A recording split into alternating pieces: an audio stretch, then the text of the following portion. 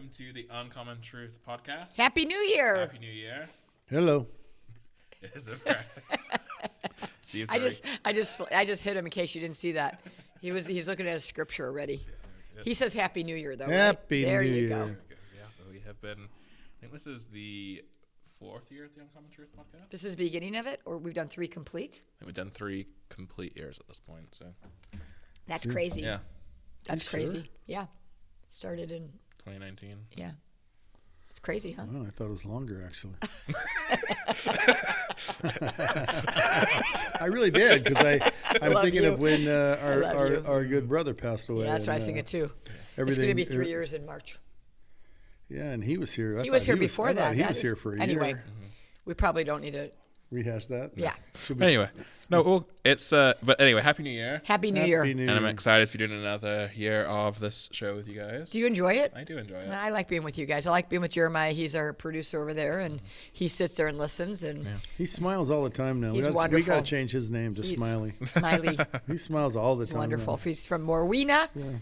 Alberta. No, Winnipeg. No, Manitoba. Manitoba. There we go. Oh, he just. Winnipeg. For all is- you Winnipeg Morwenians, is I'm a sorry. city. Yeah. So it's Morwena, Winnipeg, Yeah. No. Manitoba. Manitoba. Oh my God. Winnipeg is a city. That's right. I knew that. There we go. Well, Just on that think if he note, He just got a major award. What is a major award? He was the best elf over Christmas. that is Oh, true. that was He got good. the He top was elf fabulous. award. You ever Yeah. see him the dancing elf? The dancing Well, elf. that's not him. The skipping Oh, elf. it was pretty. It was Skipping. pretty. The Yeah. skipping. We taught him elf. how to skip the other day That's too. pretty cool. There's a video of him and I skipping. Yeah. Yeah, it's great. He's It's great. You Great taught him to job. skip. Yeah. But yeah, we've come out of a really fun season over the Christmas time. It was a fun season. Lots of good stuff happening, Yeah. sharing the light of Jesus, and now We the Lights of Hope. I think we had over 22,000 people come Wow. and hear about Jesus and have fun in the lights, and Yeah. it was amazing. And your team, our team, gave out 1,558 kids Christmas, and it's just amazing. It's Jesus says, I think it's Jesus. He says it's more wonderful, it's more blessed to give than receive. Isn't that Jesus? Yeah. Okay, good. And we experienced that this year. Yeah. Right? Yeah. I think it's Jesus. yeah. It was great. Yeah. Now it's a new year, and everyone likes to talk about what's happening this year, what's the Lord doing, all those kind of things. And all those things are maybe good to pray about and think of. But I just wanted to bring it back to the basics today of just really what does it mean to be a Christian? What are the hallmarks of a believer, as opposed to what are the hallmarks of the world or different things. And the Christian word that we use a lot, which we'll get into today, is the word fruit. We talk about the fruit in someone's life, the fruit that they're bearing, and but I really want to talk about that idea of getting people to take a moment to take stock and say, what fruit is growing on my tree? It's good. But let's dive into I like to dive. Let's dive. scripture here. Where are we at? We are in Luke chapter 6, Yes. verse. Let's start. 39? We'll start in 39. We'll read the Okay, whole why thing. not? So, I think we read some of this recently on our episode with you and Pam, actually, Vicki, but we're going to focus on the second half. But we'll read through. Okay. So, and he also spoke to them, he being Jesus. A blind man cannot guide a blind man, can he? Will they not both fall into a pit? A pupil is not above his teacher, but everyone, after he has been fully trained, will be like his teacher. Why do you look at the speck that is in your brother's eye, but do not notice the log that is in your own eye? Or how can you say to your brother, Brother, let me take the speck out that is in your eye, when you yourself do not see the log that is in your own eye? You hypocrite, first take the log out of your own eye, and then you will see clearly to take out the speck that is in your brother's eye. For there is no good tree which produces bad fruit, nor on the other hand a bad tree which produces good fruit. For each tree is known by its fruit. For men do not gather figs from thorns, nor do they pick grapes from a briar bush. The good man out of the good treasure of his heart brings forth what is good, and the evil man out of the evil treasure brings forth what is evil. Good. For his mouth speaks from that which fills his heart. Go ahead, Steve. So, This is like your favorite. well, this is This one is. of the places where Jesus says some of these things. Yeah. And you go, but this is his sermon following his Beatitudes. The blessed are those who, weep, and blessed are those who hunger, and blessed are those who are poor, all the things we don't want to be. And he says, blessed, and so he's saying that the operating procedure of the world that we live in is not his operating procedure. That even though you're poor, mourn, all these things, he is going to bring really good things to you. That he's going to bless you. You're going to have a source from heaven that's unendable. It doesn't have a beginning and an end. It's a source from heaven. You're tied in. You're plugged in. Like there's just no end to this power source. And so then, it's a lot of stuff about don't judge, forgive, love your enemies, turn the other cheek, go the extra mile. He says all of this stuff after the Beatitudes, and it's really the operating procedure of a Christian. It's what it takes to be blessed are you. Wow. So he says blessed are, and then he explains it over the next, however long he spoke, hour and a half or whatever it took to say all these things. Do you think it was an hour and a half? I don't know. He was, I don't know how they spoke, but Maybe he had a 25-minute clock like you. yeah, maybe he had a clock like me, and someone started playing a guitar to shut him up before he was done. I don't know, but I'm not bitter. Don't worry about me. I'm not mad. I don't resent it. LOL. Yeah, the whole love your enemies and all that stuff.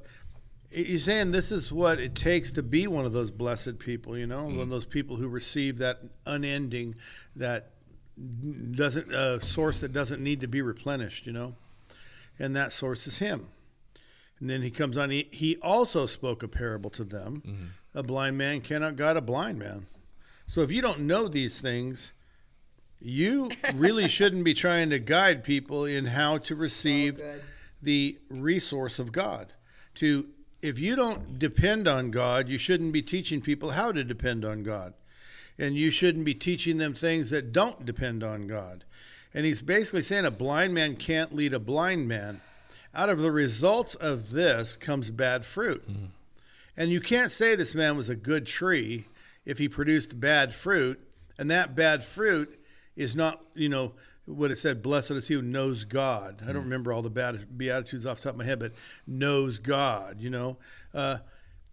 He can't teach you how to trust in something other than God and then say he taught you to know God. And the bad fruit, you can't say he's a good man if he taught you to trust in something other than God. I hope that makes sense. Yeah. So what this whole, you want to say, what's it about? Well, it's about when you pray my Father, make yourself a father in heaven, have the kind of prayer that says, I trust in you, give me this day our daily bread. It's almost a prayer that says, I trust you for my daily bread. I trust you for my protection from the evil one, from temptation. I trust you to forgive me, but only as I forgive those. I trust you for forgiveness, but I take the responsibility to forgive those who've sinned against me so that I might plug into your forgiveness. And this whole sermon goes on until it comes to this tree. And the thing we really want to talk about is the tree. That's a man teaching people how to be plugged into God. We already talked about abide in me and my word abides in you. You'll bear good fruit, and the fruit that lasts forever. You'll have this source that goes on forever. And you can't teach people to trust in something other than God and be called good fruit. And so that's what this is. Why do you look at the speck in your brother's eye but do not notice the log that is in your own? They want to talk about judgment, right? To say you're judging him when you have something to judge. But what it's really talking about is teaching people to follow God. The tree, is your life bearing good fruit? Are you getting the specks out of your own eyes so that you might help your brother get the speck out of his own? You see, if it was about worrying about your speck, it wouldn't say for me to first take care of my specks and then take care of your specks. It would say take care of your own specks and let him take care of his own. Get out of his business. Wow. It doesn't say that. It says, why do you try to get his speck out but keep your own specks? Why do you try to be irreverent, trust in your money, keep your all, like my money's my money and your money's my money. You give to God and take care of this church, but I'm going to keep my money and not take care of this church. It's kind of like that, a leader who does that. And it's why do you try to get the speck out of everybody? Why do you try to teach your brother these good things when you don't live these good things? And you can't say you're good if the outcome of your life is that you don't trust God, and then you try to teach them to trust God. How can you do that? How can the blind lead the blind? You're going to say, because I don't trust God, but I'm going to teach you to trust God. He's saying that can't happen. That guy will learn from you not to trust God. Wow. So who's teaching you? You know, who's telling your story? We just had some sermons that said, whose party are you going to? Jesus said, when you're invited to a party, act like this. When you invite people to a party, act like that. And God's going to invite you to a party one day. And this is what's going to be expected of you. And so it's like in your life, who do you let teach you? Who's speaking into your life? Who's teaching you? Are they trying to teach you to trust God? Well, look at their life. Do they trust God? Are they trying to teach you to follow God? Well, are they following God? Are they trying to teach you to obey? Well, are they obeying? Are they trying to teach you to love?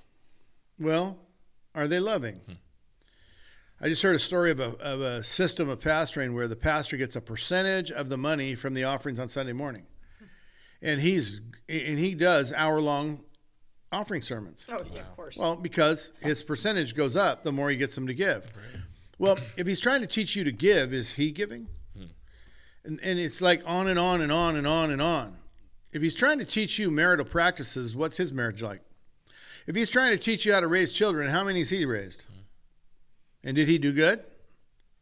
And it's on and on. This the blind cannot lead the blind. You've got to find someone who knows what they're doing. Does a carpenter teach an electrician how to wire a house? Or does an electrician teach an electrician how to wire a house? You want to be a brain surgeon? Don't learn from a carpenter. That's not a very good thing to do.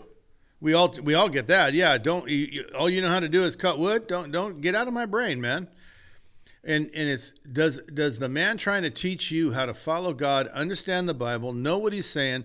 Does he know the Bible? Does he have the good fruit of his interpretation? Or is he just throwing spaghetti on the wall trying to get you to not look at his life and see where he's at in life? That his children are a mess, that his life is a mess, that his finances are a mess, that his marriage is a mess, his wife is unfulfilled and unhappy. Oh, you want to know if my wife's happy? Listen to the podcast. Amen. Come around the church. Yeah. You'll see a woman that is free to be her. And happy as can be. Well, then maybe you should listen to me about what it is to be in love for a lifetime. You know, to make a marriage that's. I'd be someone you might listen to. You wouldn't want to listen to me if my marriage was miserable, right? But and on and on and on. Do my kids love Jesus? Well, maybe I can. You know, maybe I don't know some things about child, but I know how to raise children that love Jesus, and maybe you should listen to me. And some guy's trying to teach you how to parent, and his kids don't love Jesus. Well, I think the number one goal of a parent is to get his kids to heaven. That's what I think. It isn't to get them a big house on a hill or make sure they have an education. It's to make sure they get to heaven. That's really good. Whether they live to be 20 or they live to be 100, get them to heaven so they can live eternally. But that's what this is talking about, in my opinion, is if you're going to follow Jesus, learn to pray like this. If you're going to be forgiven, forgive. If you're going to not be judged, then don't judge.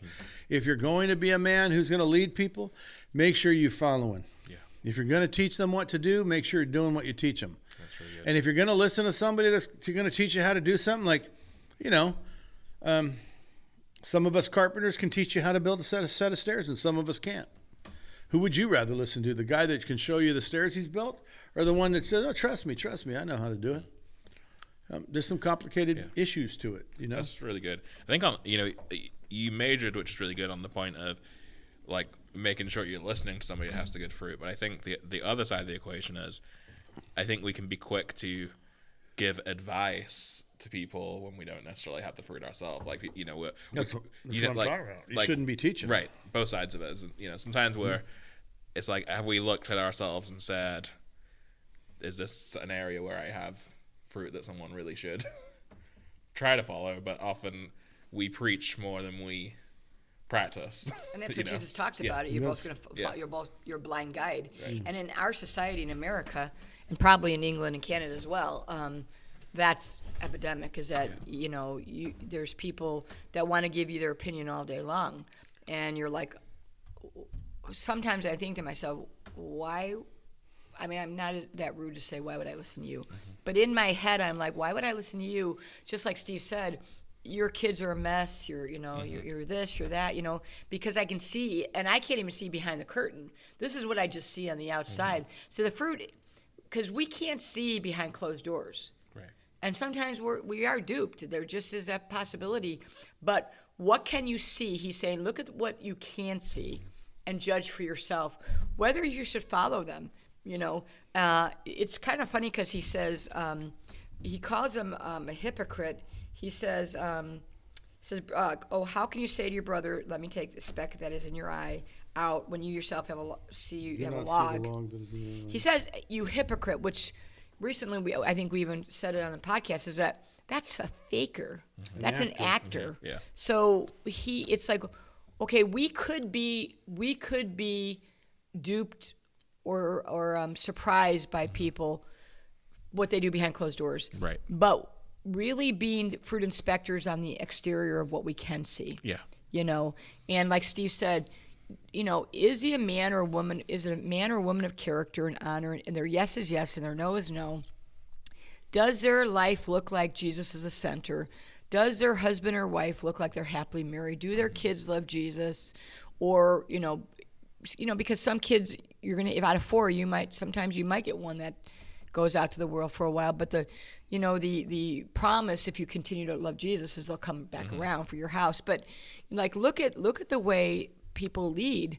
And Steve and I, it's so funny, wherever we go, and I'm serious about this, wherever we go, Costco is notorious. People run up to Steve and they always want to tell him exactly everything. They want to tell him and how to live. They want to preach to me. They want to preach to you. They want to tell you how to live. They want to teach you how to do church.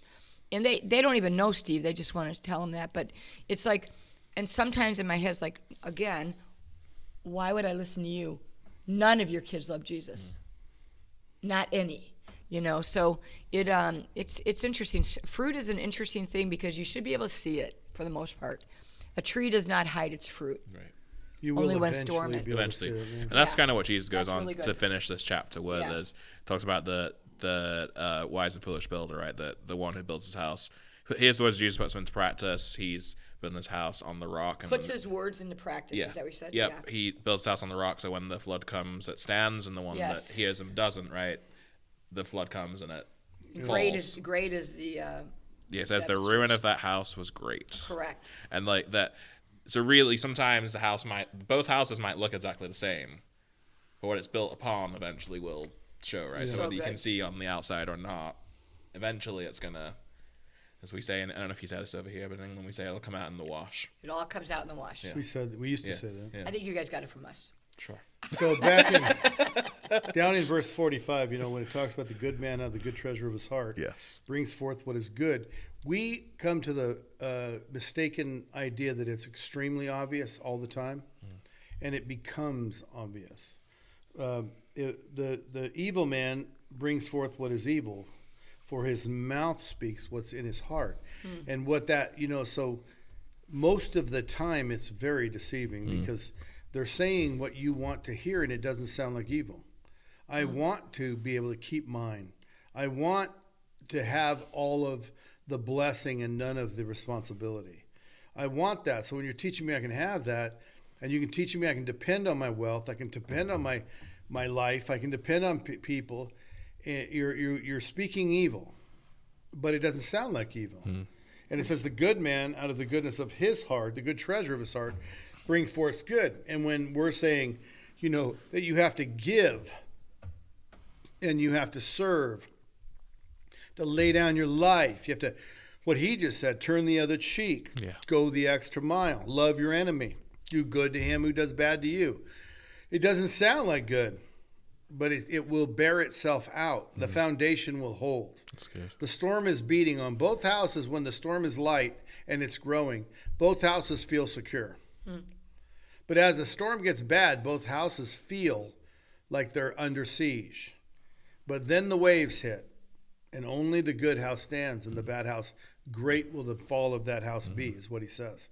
And so I think that, what Vicki's saying about the actors, that what you're saying, it shows. A lot of times it doesn't show when it's being planted. Mm-hmm. It doesn't show when the deception is taking hold in people's heart to turn them away from dependence on God. Yeah. He wants to be a father to people who are dependent like toddlers.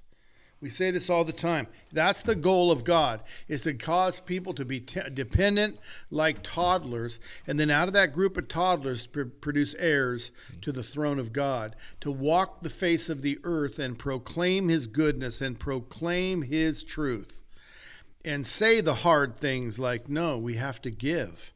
We have to lay down our life. We have to serve. We have to do what this says. We have to abstain from evil and abstain from sin, and not depend on our own, not depend on our stuff, not be satisfied with our comfort, but to seek him out and put ourselves in a position. I was sharing again today that we at the Father's house, whenever we figure out what we can afford to do, we then do a little more so that we can make sure we can't afford to do. We can't cash the checks we wrote.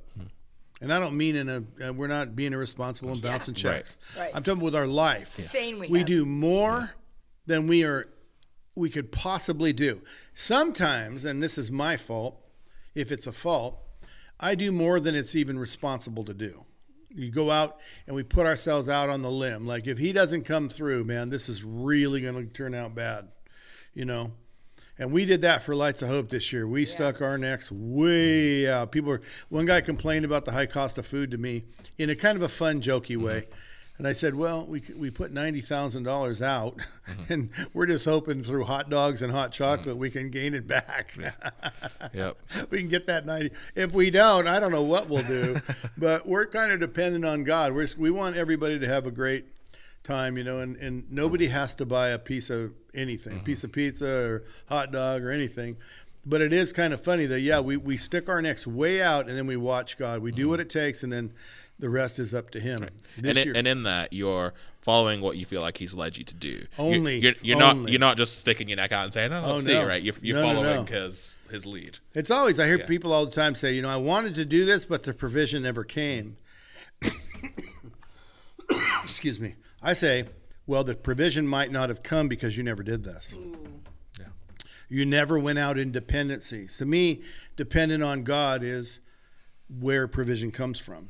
If I can take care of myself, he lets me. In fact, he says that to Job. If you show me where by your mighty right arm you can save yourself, I will let you.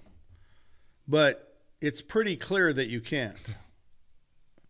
So you should probably, if you think it was you that built all this wealth and not my blessing, then go ahead and rebuild it, basically. And that's what's, there's no chance on earth I can do this in my strength. But he won't do something if I don't move out and put him in a position of my dependence. It's good. And when I trust, that's when I see the provision. When I go do this, what he told me to do, saying, hey, he told me to do it, he will provide. The ram in the thicket, The Abraham story, yeah. Abraham, God said to Abraham, give me a son. Abe said, God, you must be putting me on. 1970s Larry Norman? No, that was Bob Dylan. Bob Dylan. Yeah, in the end, it's like, Abe, when you see me coming, you don't have to do this, Abe, but when you see me coming, you better run. That's an interesting turn. Every now and then we hear some 70s music from Steve Ursello. Yeah, Steve Ursello going back to his Larry Norman days of Bob Dylan. running from the Lord. Yep. Yeah, that's really good. Where was I going to go? My brain got stuck. But yeah, just this idea of what Jesus is calling the people to do was so different to what the Pharisees were calling the people to do. That's good. Right. And they sounded wise, but what they were leading the people was that's really good. Not wise. Toward the Lord, really. And I think sometimes that's the difficulty that churches can have, is that if you want to grow a church or win people over or do these things, then there's a message that you can speak, but is it really wisdom? Is it really bringing them to life, or is it just kind of right? What's the produce of what they're teaching you? Right. Good word, produce, because we're talking about trees. You know, and that's like the Jews have the same as Christianity, you know. Only we get grace and they have Works. They have something else. They have a law. Yeah. And they have forbearance of sins and we have forgiveness of sins. Right. I guess they could be forgiven, but mostly they were forborn to deal with later. And so it was really important for them to spend a lifetime with no sin.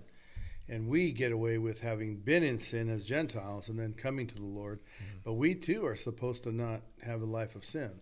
And so they had the same thing. So it doesn't matter who Jesus is talking to here. I believe what he's doing is teaching how to follow him. Yeah.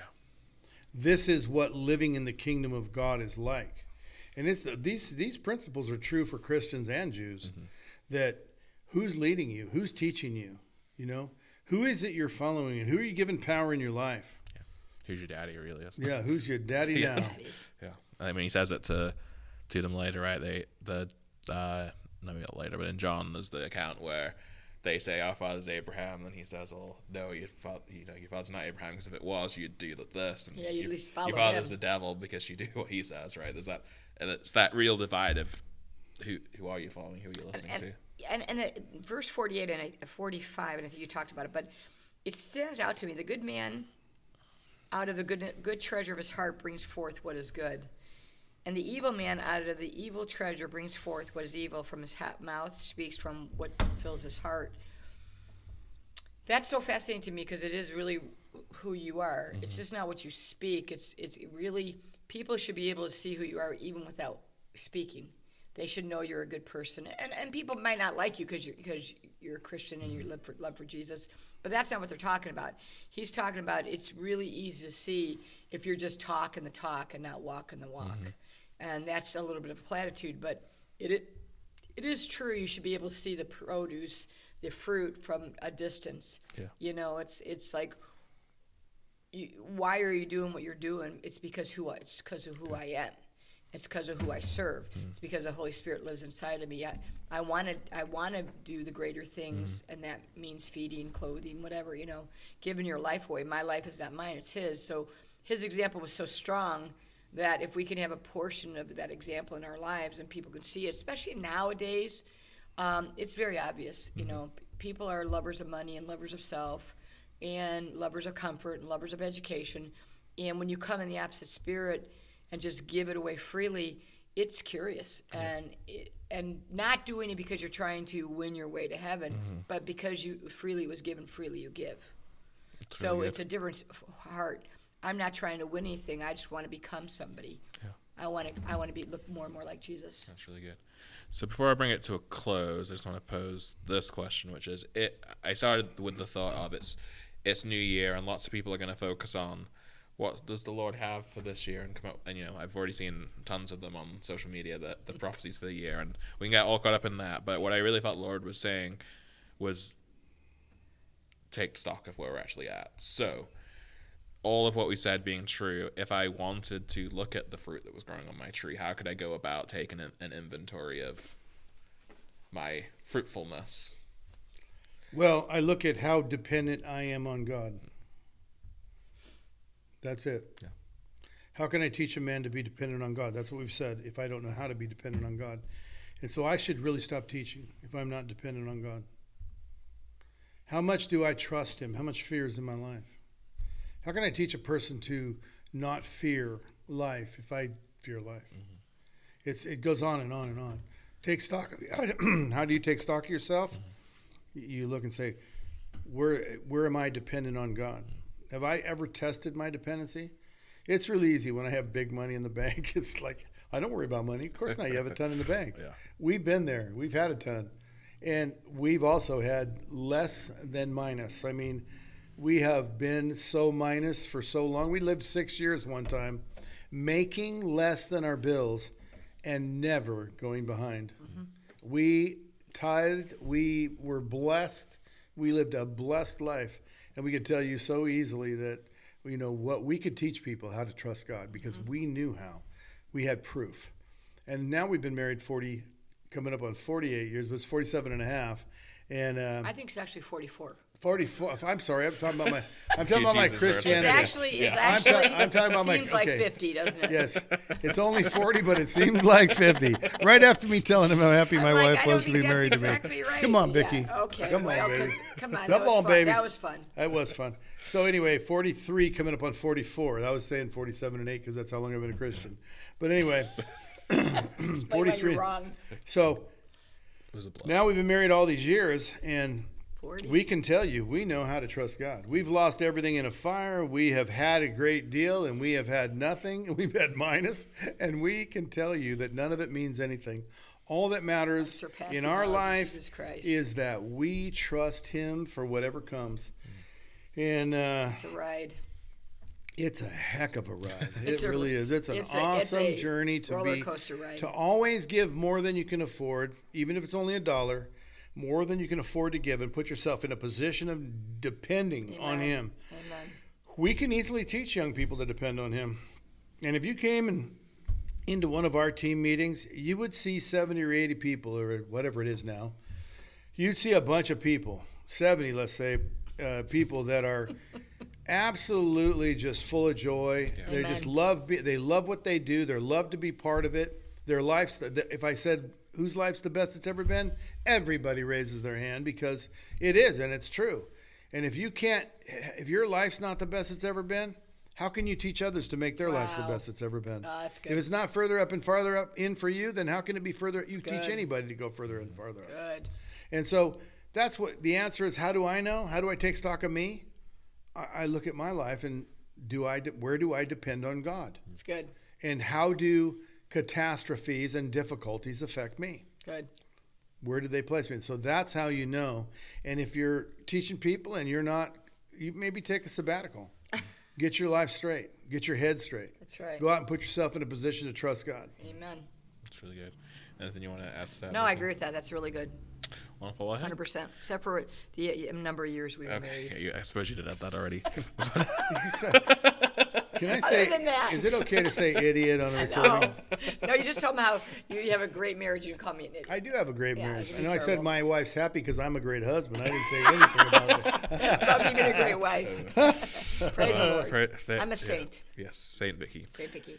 But thanks for joining us. That was a really good episode. I pray that anyone listening would just take that moment and, I think even if we are bearing good fruit, there's always the opportunity to become more fruitful. Oh, Amen. it's So, further up. Yeah. We've Yeah, never we have arrived. not Yeah. arrived. Yeah. We should We keep have going. not arrived. It's a roller coaster. Yeah. So even if you are depending on Him, look at the places where you can take another step Correct. closer and deeper. And He's always willing to show us those moments, So thanks for joining me, Steve and Vicki. Thank Have a you great for week. listening, and we will see you next time. Thanks for listening. Bye-bye. Thanks for watching the Father's House Orville YouTube channel, but don't stop there. We'd love you to subscribe to our channel so that you never miss a live service or a video. Help us spread the message of Jesus by sharing this video with your friends. You can also support the Father's House financially by clicking the Give button. Thanks again for watching today, and we hope to see you again soon.